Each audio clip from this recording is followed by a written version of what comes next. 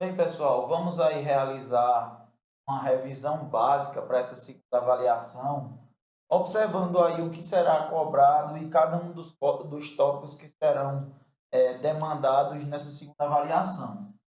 Nós temos aí, né, basicamente os seguintes tópicos: reações de apoio em duas dimensões, treliças, estruturas e máquinas, centroides, o teorema de Papos-Gouldinos, forças internas, carga distribuída e momento de inércia, né?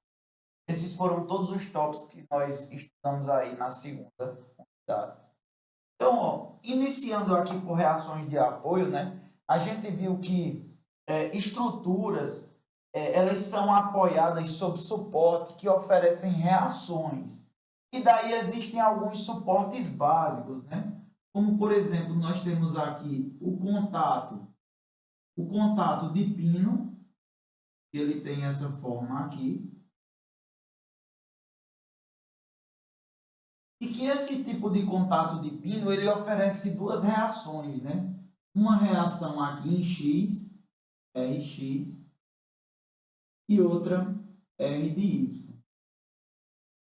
A gente viu também que o contato bastante utilizado é o contato de rolete, né? E daí, para esse tipo de contato, a gente vai ter apenas uma reação perpendicular aí à superfície, que no caso é uma reação em Y, RY. A gente também tem um contato bastante utilizado, que é o apoio oscilante.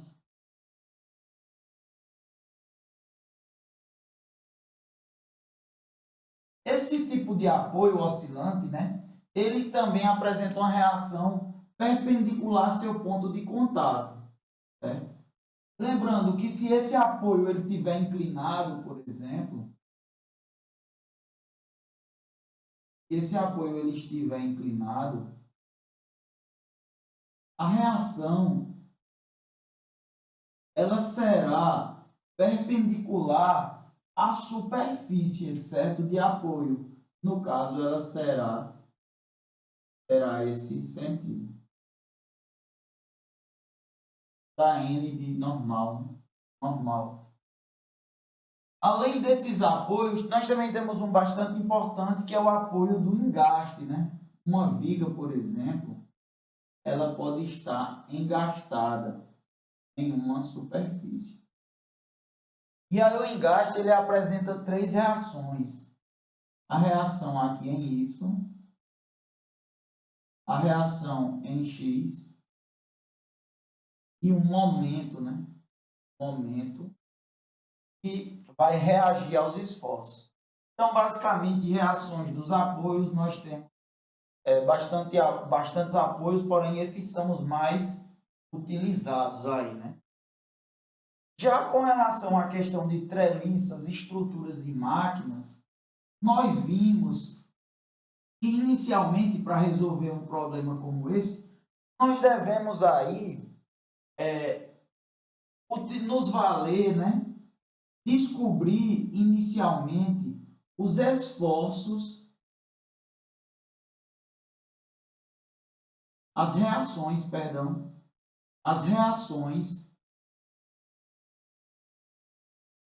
globais.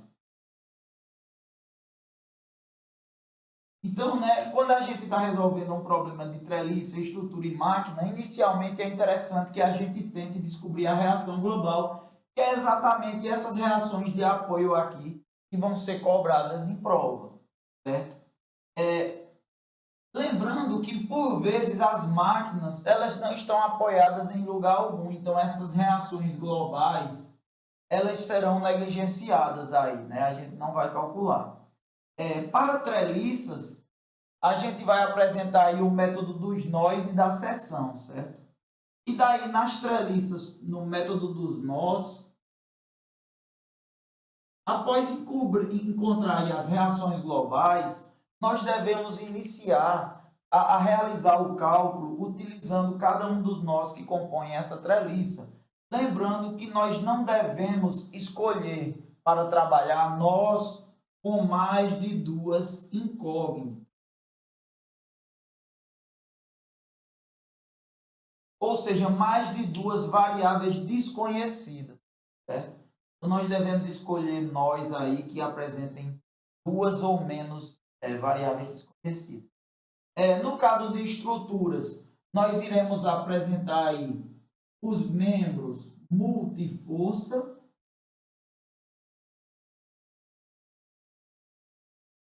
e nós também teremos aí, né, os componentes de duas forças. Os componentes multiforça, eles são aqueles componentes, né, que eles apresentam forças atuando no meio da sua estrutura, né? Por exemplo, digamos que aqui eu tenho um pino e daí eu vou ter uma reação em X e em Y. Eu tenha uma força atuando aqui, F1, e outra força atuando aqui, 2. Então, isso seria um componente multiforça, uma vez que ele apresenta forças atuando ao longo de sua estrutura. Membros de duas forças, eles são membros conectados por pinos também, certo? Membros de duas forças são membros conectados por pinos, porém apresentam forças com direções opostas e colineares. Então, olha, direções opostas e colineares. Lembrando que membros de duas forças, eles não necessariamente precisam apresentar essa forma aqui, né, reta. Eles podem apresentar uma forma curva, olha.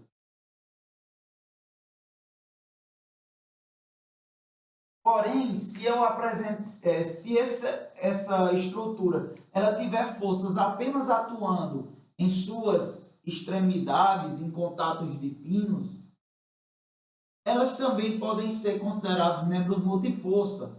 E a linha de ação delas também será a mesma, né? A força ela não faz curva, ela apresenta essa mesma linha de ação.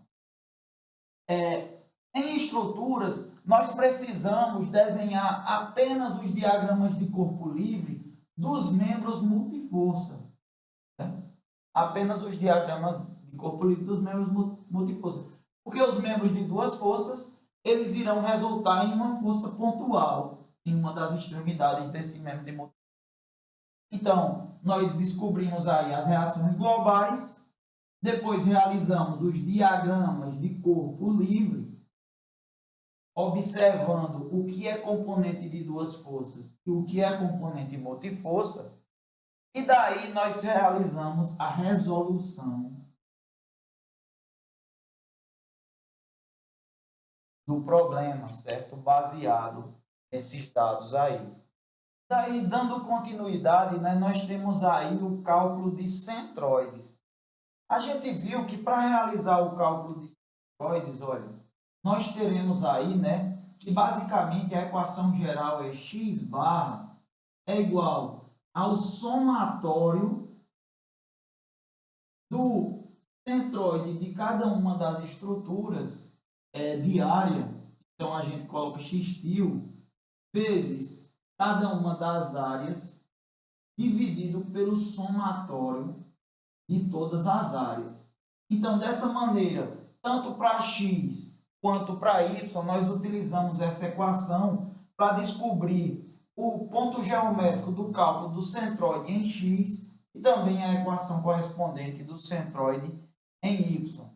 É isso? Lembrando que para resolver esse tipo de problema, nós fazemos aquelas tabelas, onde aqui eu coloco a área de cada um dos componentes que a compõem, né? Que compõem a superfície total. Então, área 1, área 2, área 3. Aqui eu realizo o cálculo do centroide de cada um desses componentes, a posição do centroide, a área de cada uma dessas estruturas, e depois eu multiplico, né, no caso, a posição do centroide pela área, para realizar, para descobrir essa multiplicação, e daí, com o somatório de cada uma desses componentes, centroide vezes área, eu somo, aplico aqui em cima na equação e realizo o somatório das áreas e aplico aqui. Esse método, né, das tabelas. Também nessa avaliação nós iremos utilizar aí o teorema de Papos-Gouldinos, né?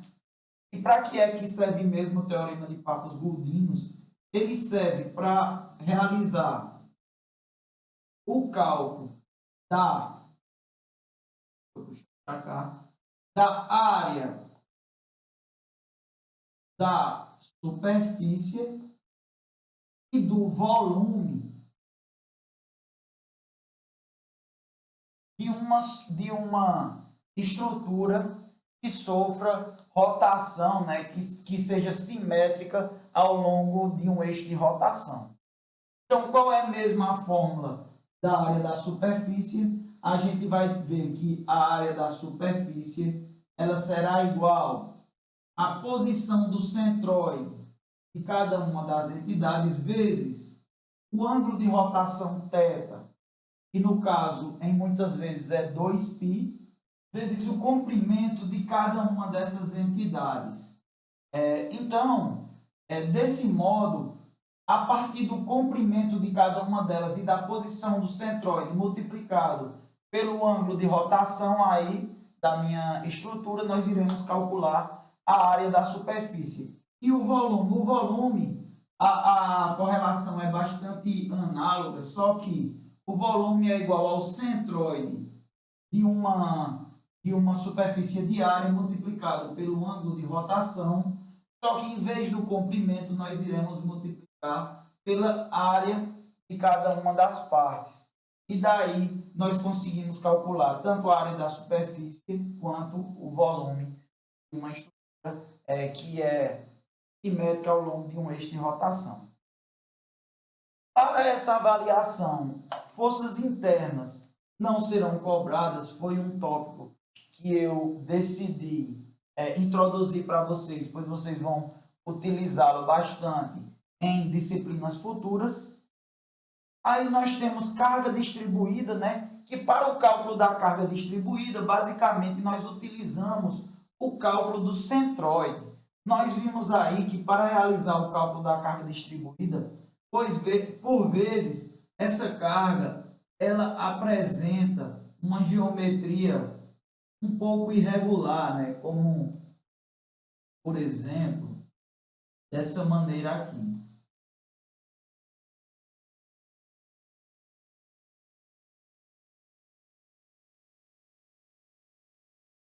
E daí, para calcular a carga distribuída, né, final aí, a carga resultante desse carregamento distribuído, nós podemos dividir essa geometria em geometrias conhecidas, né? Como, por exemplo, aqui, nós sabemos que para um triângulo aqui, esse triângulo superior, o centroide ele fica posicionado a 1/3 da base, né, do meu triângulo, então ele terá uma posição nessa região. Já para o retângulo, ele fica posicionado exatamente no meio, né? Caso L/2. Então, olha, a gente sabe que para o triângulo, né, a força resultante aqui será igual à área do triângulo multiplicada pelo fator de carregamento distribuído mais a área do retângulo, né?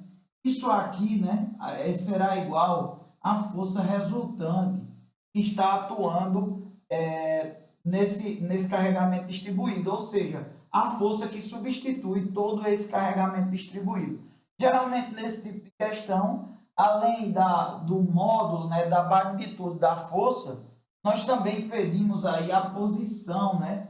Então, no caso, x barra, qual é a posição que essa força ela está ao longo da superfície da minha viga. E aí, para descobrir essa posição, nós nos valemos do somatório dos momentos igual a zero. Não é isso? Então, a gente vai ter aí esse método para realizar o cálculo de carregamentos distribuídos. E daí, por fim, né, momento de inércia aqui. E daí o momento de inércia, nós teremos aí, basicamente, o cálculo de momento de inércia para figuras regulares, que a gente vai ter a tabela lá que vai definir qual é o cálculo qual é o momento de inércia para um círculo ou para um retângulo. E daí nós também teremos aí a necessidade de calcular momentos de inércia de superfícies que não estejam necessariamente centradas no centroide da minha área. E daí, como é que a gente faz para resolver esse tipo de problema? Nós aplicamos aí o teorema dos eixos paralelos,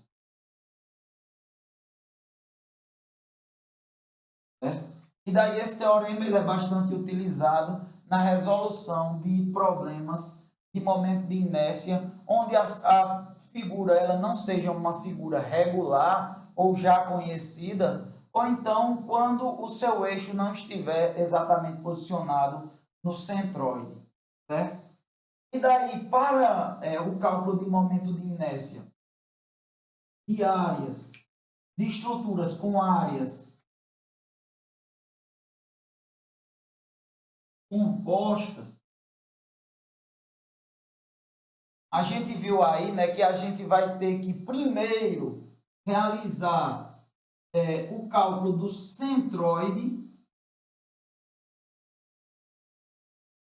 Vamos realizar o cálculo do centroide dessa superfície, para depois só então a gente fazer aí, aplicar o teorema dos eixos paralelos para cada uma, né, das áreas que compuserem essa área composta. Então, a gente tem aí basicamente uma revisão geral, né, dos conteúdos que nós vimos aí nessa segunda unidade. Então, qualquer dúvida, entre em contato aí para que a gente possa esclarecer o mais rápido possível.